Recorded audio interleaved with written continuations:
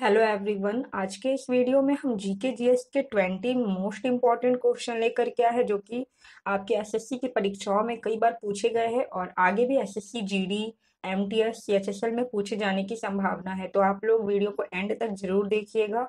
आइए स्टार्ट करते हैं वीडियो को। पहला क्वेश्चन है, किस चोल शासक ने तंजावुर में बृहदेश्वर मंदिर का निर्माण कराया था? तो दोस्तों, जो बृहदेश्वर मंदिर है ये तमिलनाडु के तंजावुर में स्थित है और इसका निर्माण करवाया था राजा राजा प्रथम ने। ठीक है, ऑप्शन नंबर 2 जो है इसका राइट आंसर हो जाएगा। जो राज राजा प्रथम है, इन्होंने 1003 से लेकर के 1010 ईसा पूर्व के बीच इस मंदिर का निर्माण करवाया था। और जो यह बृहदेश्वर मंदिर है यह एक हिंदू द्रविड़ शैली में निर्मित मंदिर है। अगला प्रश्न है, किन्हें पादप जगत का उभयचर भी कहा जाता है? तो दोस्तों, इसका राइट आंसर हो जाएगा ऑप्शन नंबर 2, ब्रायोफाइट्स। ठीक है, जो ब्रायोफाइट्स है इन्हें पादप जगत का उभयचर कहा जाता है। पुर्तगाली खोजकर्ता वास्को डी गामा भारत कब आया था? तो दोस्तों, जो वास्को डी गामा था वह भारत आया था 1498 में, यानी कि ऑप्शन नंबर जो 3 है हमारा वो राइट आंसर हो जाएगा। ठीक है, वास्को डी गामा 20 मई 1498 को भारत आया था और कहाँ पहुंचा था यह भारत आकर के? तो यह पहुंचा था केरल के कोझिकोड जिले के कालीकट गांव में। ठीक है, ये भी याद रखिएगा। इनमें से कौन सी नदी राजस्थान में सबसे बड़ा नदी तंत्र निर्मित करती है? तो दोस्तों, दिए गए ऑप्शन में इसका राइट आंसर हो जाएगा ऑप्शन नंबर 2, लूनी नदी। ठीक है, लूनी नदी दिए गए ऑप्शन में राजस्थान में सबसे बड़ा नदी तंत्र निर्मित करती है। लेकिन अगर यहाँ लूनी नदी की जगह अगर बनास ऑप्शन में होता, ठीक है, तो आपका राइट आंसर क्या हो जाता? बनास नदी। ठीक है, बौद्ध वास्तुकला में चैत्य का अर्थ क्या है? तो दोस्तों, इसका राइट आंसर हो जाएगा ऑप्शन नंबर 2, प्रार्थना का स्थान। तंजौर बाला सरस्वती की शास्त्रीय नृत्य के लिए जानी जाती है।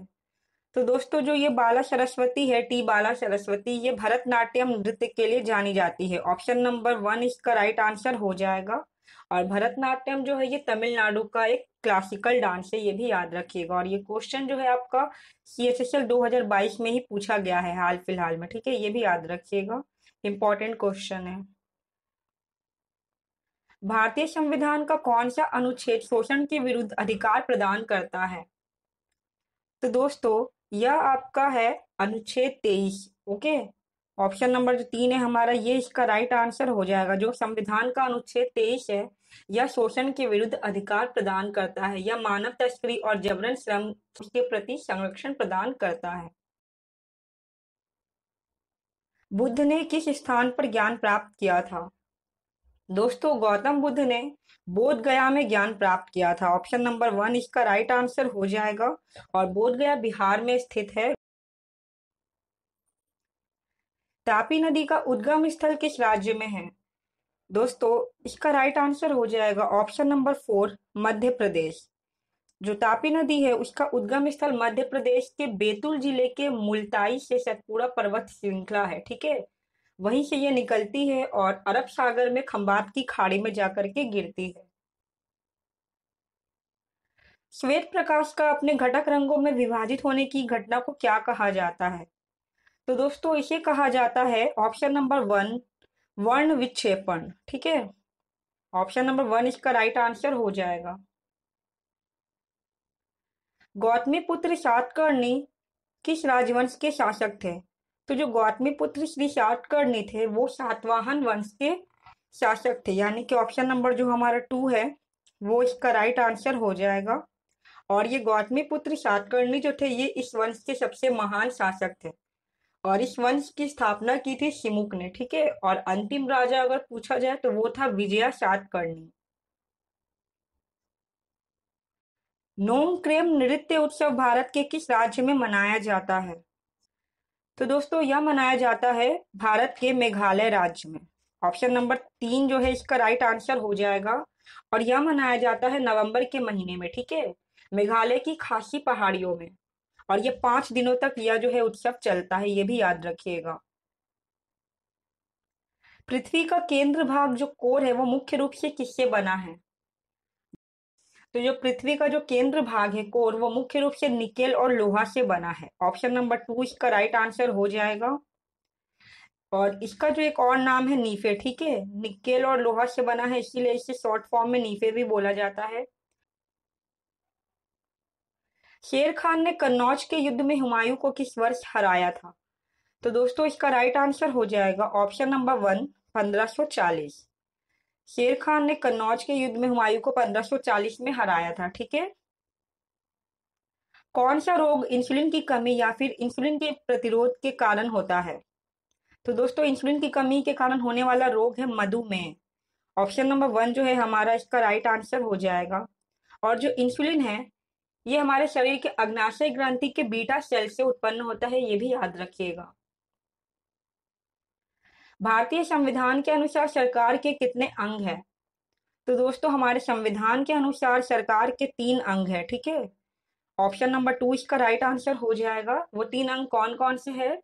पहला है न्यायपालिका, दूसरा है कार्यपालिका और तीसरा है विधायिका। भारतीय जनगणना आमतौर पर हर साल कितने वर्ष बाद की जाती है? तो दोस्तों आप सभी को पता होगा जो जनगणना है वो 10 वर्षों के अंतराल में की जाती है, यानी कि ऑप्शन नंबर 3 जो है इसका राइट आंसर हो जाएगा, ठीक है। और पहली बार जनगणना कब कराई गई थी? तो 1872 में करवाई गई थी, लॉर्ड मायो के टाइम पर। और जो हमारी जो नियमित जनगणना होती है 10 वर्षों वाली, वो करवाई गई थी पहली बार 1881 में, ठीक है, लॉर्ड रिपन के टाइम पे, ये भी याद रखिएगा। भीतरगांव का ईंटों वाला मंदिर किस राज्य में स्थित है?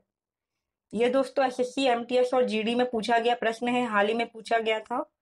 तो यह मंदिर जो है यह उत्तर प्रदेश में स्थित है। ऑप्शन नंबर 2 इसका राइट आंसर हो जाएगा। यह मंदिर उत्तर प्रदेश के कानपुर में है। भारतीय संविधान का अनुच्छेद 149 किससे संबंधित है? तो दोस्तों जो अनुच्छेद 149 है वह भारत के नियंत्रक एवं महालेखा परीक्षक के कर्तव्य और शक्तियों से संबंधित है, यानी कि ऑप्शन नंबर 1 इसका राइट आंसर हो जाएगा, ठीक है। और जो अनुच्छेद 148 है ये जो है भारत के कैग से संबंधित है। अनुच्छेद 148 के अनुसार भारत का एक नियंत्रक और महालेखा परीक्षक होगा। भारत की जनगणना 2011 के अनुसार निम्नलिखित में से किस राज्य की साक्षरता दर सबसे कम है? तो दोस्तों अगर ऑप्शन में बिहार होता तो आप लोग बिहार टिक कर देते, लेकिन यहाँ पे बिहार नहीं है। तो दिए गए ऑप्शन में जिस राज्य की जनसंख्या सबसे कम है वो आपका हो जाएगा ऑप्शन नंबर 3 त्रिपुरा, ठीक है। त्रिपुरा जो है दिए गए ऑप्शन में इसकी जो साक्षरता दर है सबसे कम है। कितनी है मैं लिख देती हूँ। तो इसकी साक्षरता दर है 87.75। गोवा की साक्षरता दर है 88.70। केरल की साक्षरता दर सबसे अधिक है दोस्तों 93.91। और जो मिजोरम है इसकी साक्षरता दर है 91.58, ठीक है। और बिहार की दोस्तों ओवरऑल साक्षरता दर थी 61.80। वो सबसे कम थी, लेकिन यहाँ पर ऑप्शन में बिहार नहीं था, लेकिन मैंने बता दिया बिहार का भी। तो right answer option number 3 Tripura हो जाएगा। तो दोस्तों ये थे 20 मोस्ट इंपॉर्टेंट जीके जीएस के क्वेश्चन। आपके लिए एक टेस्ट का क्वेश्चन है, प्रसिद्ध पर्वत कैलाश भारत के किस पड़ोसी देश में स्थित है? तो इसका राइट आंसर आपको कमेंट बॉक्स में कमेंट करना है और वीडियो कैसी लगी ये भी आपको बताना है। और वीडियो को यहाँ तक देखने के लिए बहुत बहुत धन्यवाद।